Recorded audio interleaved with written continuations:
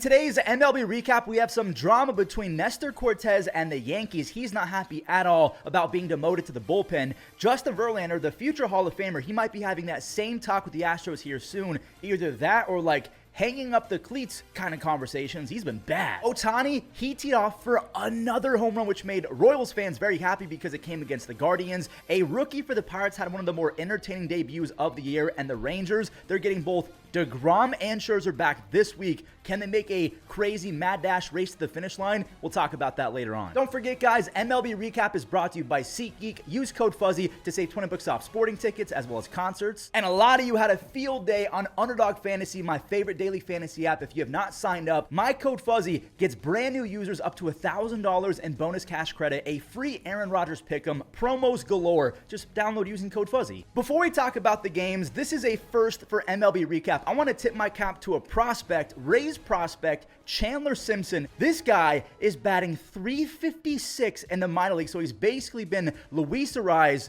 combined with D. Strange Gordon. He has 102 stolen bases while batting nearly .360. What did I even just say out loud? The Rays have so many prospects, and Chandler Simpson, he's just one of them. Now let's talk about the big league Rays. So Corbin Burnes, he got burned yesterday by his own offense. I'm not sorry for that pun, but that's not really being fair to Zach Littell because he was dialed in from the jump for the Rays. He and Corbin, they kept escaping jams, and it almost got ugly for the Tampa Bay Rays after Gunnar. He stole second base, and luckily Littell did his job. He backed up third base, otherwise Gunnar might have gone to home. Instead, Walls, he nearly got eaten up by O'Hearn grounder, but he makes up for it as the Tampa Bay Rays strand another runner in scoring position. Johnny, Mr. DeLuca, he beat the wall in left field. The kid is batting .380 with 3 home runs and 3 stolen bases his last 13 starts, and that's on top of having world-class defense no matter where they put him. Gunnar, he made it a 3-for-3 game in the 8th inning. Ali has to clutch up, but he couldn't put the ball in play. And then Edwin Uceta, I think that's how you say his last name, he is approaching the most underrated reliever in baseball status.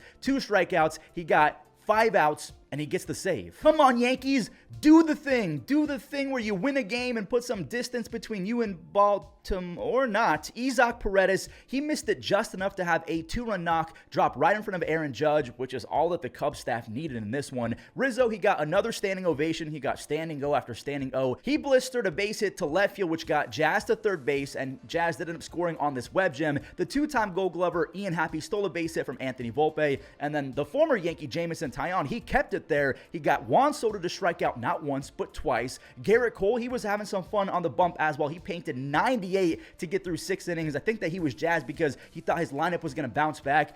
Yeah, Ian Happ made another great grab, this time at the track, and Porter Hodge, he finished 3 no-hit frames from the bullpen. Nate Pearson had 2 no-hit frames. Porter had a no-hit 9th inning. He's got 4 saves as the Yankees, they lose just like the Orioles. So let's talk about this Nestor versus Yankees beef, shall we? So he kind of went off at the media a few days ago because he was not happy about being demoted to the bullpen because Luis Gil and Clark Schmidt are back in the rotation. He said that he's been the workhorse. He was the opening day starter, and to his credit, he did make his first relief appearance a few days ago versus the Cubs. He went 4 1/3 shutout, and then today earlier, Aaron Boone, he did respond saying that he doesn't need everyone to be happy, which is kind of bold, but he gave Nestor some credit for going out there and bearing down. He simply said that he needs everyone to want the best for the team. So whose side are you on? Do you understand why Nestor is upset, or do you think that his last few seasons have been a little up and down to where Clark Schmidt and Luis Gil, they're going to get the starts over Nestor? Before we check out the Astros game and the fact that JV might just,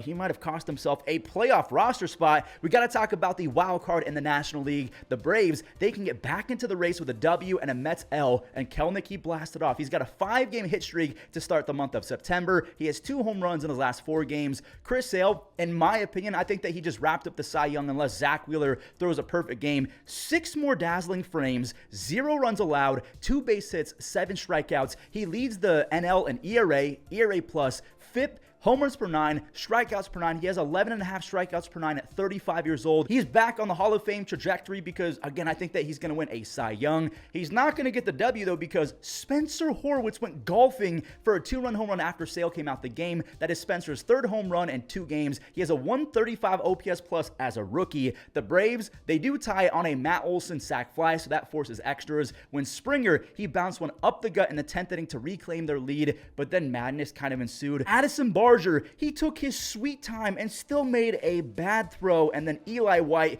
he's just far too fast to throw out. That is a walk-off fielder's choice for Sean Murphy. He does get the RBI, so the Braves win 4-3. All right, it is go time for the Mets. They got to put the Reds in their place after seeing the Braves win. The Mets are trying for their 10th W in a row. Luis Severino, he was vintage Sevy. He struck out 8 Reds over 6+ innings, and he got some big-time help from Mark Vientos, who every time I see him, I still think that he's a rookie, but he exceeded rookie standards in 2023, but that's an incredible play at the hot corner. Sevy, he even got the lead after Starling lined an RBI up the middle, but the Reds also have a guy with the last name of Marte, Noelvi Marte. He blooped one in front of Starling Marte, and of course, we're about to talk about Ketel Marte's team after this one. Tip of the cap to Severino, a 1.9 ERA and 35 strikeouts his last 5 starts. We head to the 7th. Nimmo, he tried to drop one into shallow left, but Ellie, he galloped over to make the grab. Ellie De La Cruz has 15 outs above average. Now we're in the 9th, and Santiago Espinal, he ruins the Mets' chance at 10 Ws. That is a 2-run double. Not even the rally caps could save the Mets, as Edwin's brother is out there. Alexis Diaz, he strikes out 2. He has 26 saves on the year, so the streak is officially snapped. And yet again, the Braves and the Mets are tied in the wild card. And by the way, the Mets and the Braves are 5-5 against each other, so if they stay tied, I don't know what happens. Not only is the NL wild card shaping up to be a mad dash to the finish line, but the AL West and the AL Central is getting fun as well. JV, it stood for junior varsity in this one, not Justin Verlander. Pavin Smith, he doinked one off the foul pole, his first of 3 home runs. Gino, of course, he's got to get in on the RBI action. He's been driving in runs like crazy. He tacked on 1 right before Pavin crushed his 2nd. This one's a grand slam, so he had a 3-run home run, then a grand slam. He's going to try for the home run cycle. Alex Bregman, he was nice to give fans something to smile about. A 2-run home run. He's got a 130 OPS plus in the second half. Here's Pavin with the trifecta. He was a 2-run home run away from the home run cycle. He just missed a 2-run home run. He has 8 RBIs in his first 3 at-bats of this game. Now, the Astros did fight back a little bit, but I'm going to skip to the 9th inning where Eugenio Suarez pummeled another home run. He had 4 base hits in this one. He's got 16 home runs and a 170 OPS plus in the second half. To me, he's been the biggest reason why the Diamondbacks have surged in the second half, because last year, we know that third base was kind of a dark spot for the Diamondbacks. Now, we are going to break down the fact that JB might be left off the playoff roster, and we'll talk about that in a second because the Mariners, they're raking. Cal Raleigh's monster season continued with his 90th RBI. He's on pace for 102 RBIs as a catcher. Randy, he made it 3 consecutive hits to open up this one, make it 4 base hits, as Luke Raley, his double to the gap, made it 3-0 versus Miles Michaelis, who straight up looked like Miles' batting practice. Michaelis, whatever his name is, and then he did settle down for a few at-bats, got to 2 outs when Mitch Garver got his barrel up to a fastball upstairs. Those are 2 more runs, and it's, well, it was 5-0. Now it's not that anymore, as Randy, he went yard versus his former team. He was with the Cardinals in 2019, where he hit 300 in the first 20 at-bats as a Redbird. He's got 13 extra base hits, 15 RBIs, and a 130 OPS plus as a Mariner. Jorge Polanco, he jolted out a 2-run home run as well. Are the Mariners waking up? JP Crawford, he made it a 10 spot with an RBI double. Are the Mariners about to make a comeback of the ages? So with that blowout W, Seattle is back to 4.5 games of first place, but 3.5 games of the wild card. They have 18 games left. What should the Astros do with JV, Justin Verlander? He's probably got 2 or 3 more starts left this season. And to be brutally honest, I love JV. He's been one of the worst pitchers in baseball. He has a 5.3 ERA, and everything has regressed. And I know he's coming back from injury, but the strikeouts are down. The walks and the hits are up. Opposing teams are hitting almost 300 with the 525 slugging against his bread and butter fastball. He's going to be 42 in February. Should he move to the bullpen? Should he be left off the roster? They shouldn't really do that because they're paying him like $16.5 million. What should the Astros do with Justin Verlander? Should they just give him a few more starts to build up that arm strength? What's happening down in Houston? Wait, hold up. The Tigers are tied with the Mariners at 3.5 games back of a wild card spot. The rookie Trey Sweeney has such a sweet swing. It's kind of long, but he's a taller kid, so he can get away with it. He has 3 home runs his last 48 at-bats and 9 RBIs. Kerry Carpenter, he found some grass, and then after that, Trey, he delivered again. He secures one of the longest singles you can hit because everyone had to wait to see if it would drop. That's another RBI. Fast forward to the 8th. This freaking Parker Meadows kid, it seems like everyone who's a rookie is performing for the Tigers. That's another 2-run extra base hit. He has RBIs 8 and 9 since last Thursday. Matt Vierling, one of the non-rookies on the team, he went down and slashed an RBI extra base hit. And yeah, the team from the Motor City kept motoring around the bases. Riley Green had an RBI. Kerry Carpenter, we call him Scary. carry. He had an RBI double. The Tigers end up taking 9-1 after another rookie, Colt Keith, had an RBI single.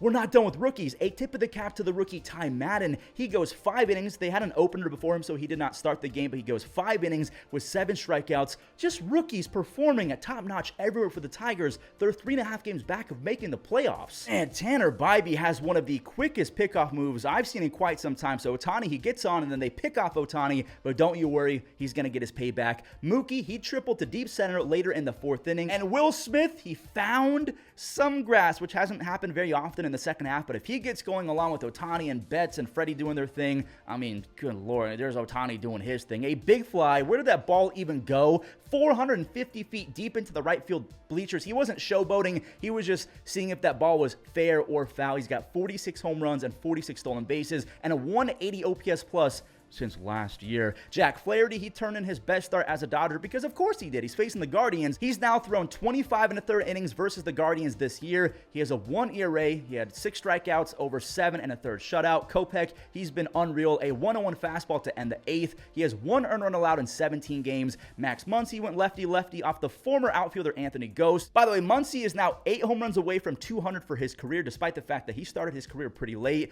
You have Chris Taylor with an RBI. Evan Phillips had a kind of stressful 9th inning, but he got Lane Thomas to chase as they take the final 2 games after Cleveland won game number 1. That last sentence is music to Royals fans' ears because out of nowhere, the Royals went from unbeatable to the worst team in baseball back to being unbeatable, and it almost seemed like Renfroe purposely dogged it to trick the Twins into setting the runner. He teams up with Michael Garcia. They have a perfect relay home, and Bobby, he does not need any help. He turns a sick double play all by himself. To me, he's an easy top 3 candidate to build your franchise around going forward. Michael Wacha, he was up to 96 miles an hour in this start. I didn't know that he threw that hard still. He also had some crazy movement, so he strikes out the side in the 4th inning. Just disgusting stuff. The Royals, they missed out on a grand slam by a few feet as Garrett Hampson, he got the first run of the game home on a sac fly, and after Minnesota looked like they might get out of it, Bobby Witt Jr. struck out. Salvi hit them with a swinging bunt. Miranda had to just look at it. And from there, I mean, Michael Wacha stayed locked in. 7 scoreless with 7 strikeouts, and Lucas Urseg's 11th save gives Michael Wacha his 100th career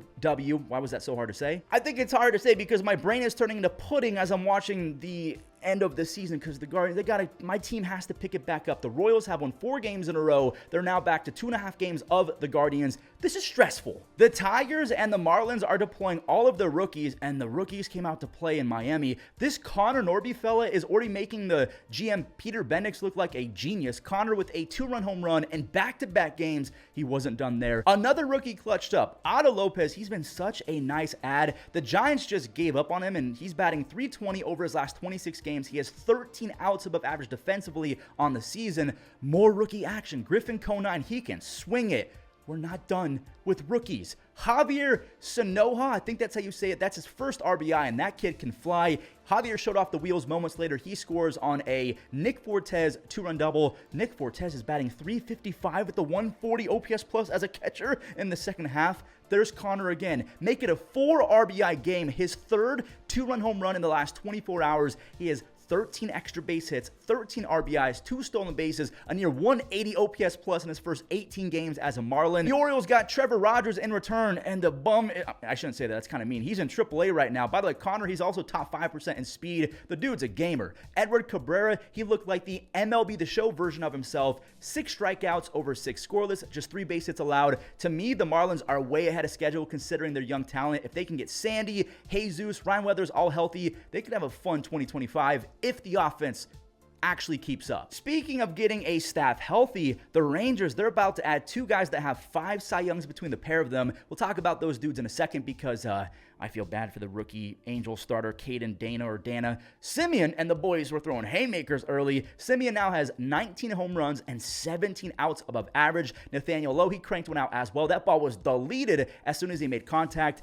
Ezekiel Duran, shout out to him because I think the offense was lagging behind because he worked so hard on the defense, and credit to him, he's got 4 outs above average and 7 DRS, and the bat is starting to come alive in September. Marcus, he flared in another hit, and he grabbed his 2nd RBI when Charles LeBlanc, I only want to say his name because it's fun to say, that is a 3-run home run and also was a big part of the game. The Angels did not win this game because Jordan Adams, he olayed a Travis Gronkowski base hit, 2 score. Kirby Yates, I mean, credit to him. He's keeping up with Emmanuel Clase. 29 saves. Well, I know 29 isn't 42, but he's got a 1.29 ERA, and he's striking out everyone. So now the Rangers are back to 6.5 games of a wild card spot, with DeGrom and Scherzer coming back within the next few days. DeGrom had 15 strikeouts in 10 innings, just 1 run allowed in his rehab starts. Max Scherzer, his last rehab start, threw 4 scoreless. So I know the chances are slim, but they're not zero for the Rangers to make the playoffs. Same with the Red Sox. They had a rough last month, but they got to keep this momentum going and complete the sweep of the White Sox. Connor Wong, there you go. He's basically still batting .290. He's got 13 home runs. Former Red Sox Andrew Benintendi, he got that run right back with a ground out off the rookie making his debut, Richard Fitz. And then Corey Lee got it past the reliever, Greg Weissert, for the go-ahead RBI single. When Wilyer Abreu, the rookie, he tied it with his 15th home run. He still has a 127 OPS plus.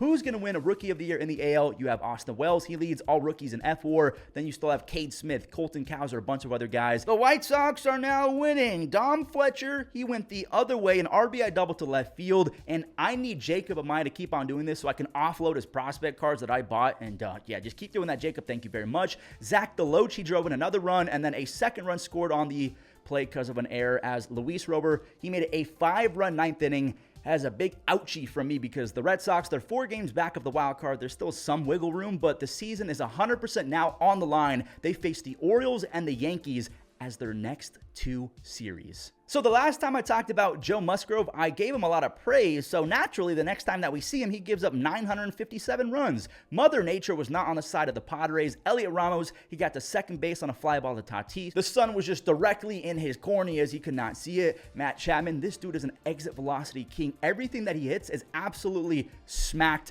The Giants kept mashing the power button. Here's Gerard Encarnacion with a 3-run home run. His 3rd home run. He has 13 RBIs in his first 22 games with the Giants. Luis Matos, there you go. He's been striking out every other at bat, it seems like, so it's cool to see him finally make some contact. Jackson Merrill, he's back in the lineup. He missed the game after getting hit by a pitch. That's his 23rd home run. He's got 16 stolen bases as well with playing Gold Glove defense. Who's going to win the Rookie of the Year race in the National League? Is it going to be Skeens, Chorio? Who the heck is it? Kurt Casale, he got that solo home run back with a home run of his own. Skipping to the 7th, I think the Giants controller died. The Padres got a free run on a wild pitch. Then there was more free runs, a dropped pop-up.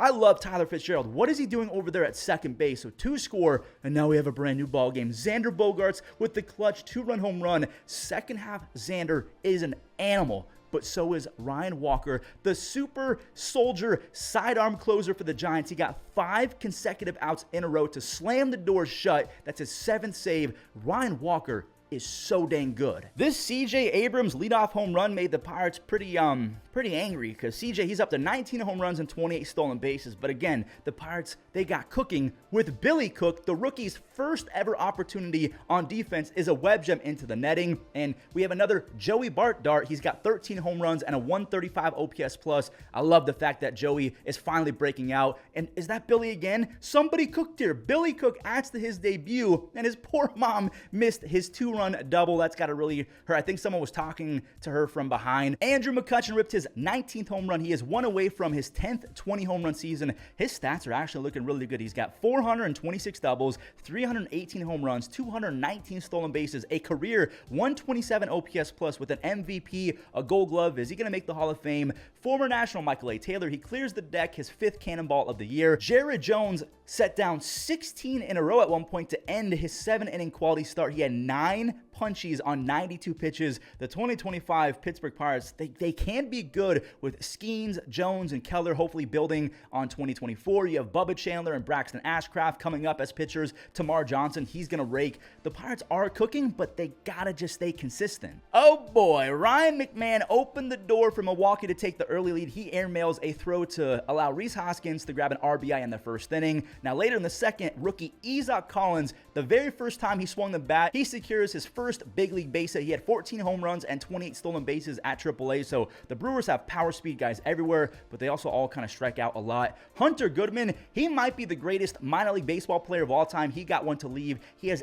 80 home runs and a 930 OPS in 294 minor league games. The Brewers, they brought in the nasty Hobie Milner to try and get Sam Hilliard, but Sam made them pay. Hilliard, he's always had crazy raw tools. He's 6'4" with crazy exit velocities, a cannon for an arm. He can fly for a guy who is that tall. It's nice to see him raking, especially against a lefty. Kyle Freeland, he went 6 innings, just the 1 unearned run, and Tyler Kinley, he got his ERA back under 6 with his 11th save. The Rockies actually win that series versus the Brewers. I'm going to show you guys one more clip. Do not go anywhere. This is Rockies rookie reliever Sam Howerson. He throws 101 with movement. He's one of 2 Rockies rookie relievers that can throw 101 plus. He and Victor Vodnik. Stop saying that modern day baseball hitters are worse and they're selling out, because old heads, they continue to yap about just put the ball in play, yet they only had to face upper 90s a few times a year, if that. So stop. You're not even considered for a bullpen role unless you throw 96 plus. Okay, sorry.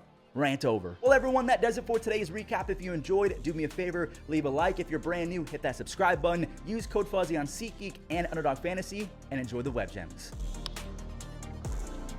Pop up is Billy Cook over. Oh, Billy Cook! 2 on the way, and it's grounded to third. Nice backhand pick. Wilson, long throw. Lars Nootbaar.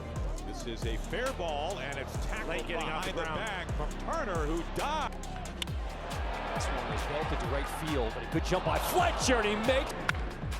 End of the year in left field. Hackman's back some orioles. Whoa, and he makes the catch. As Young lifts one to center field. In comes Moniak, a long way in, still coming as he slides to make dash. Left field side. Green going back at the track. Riley.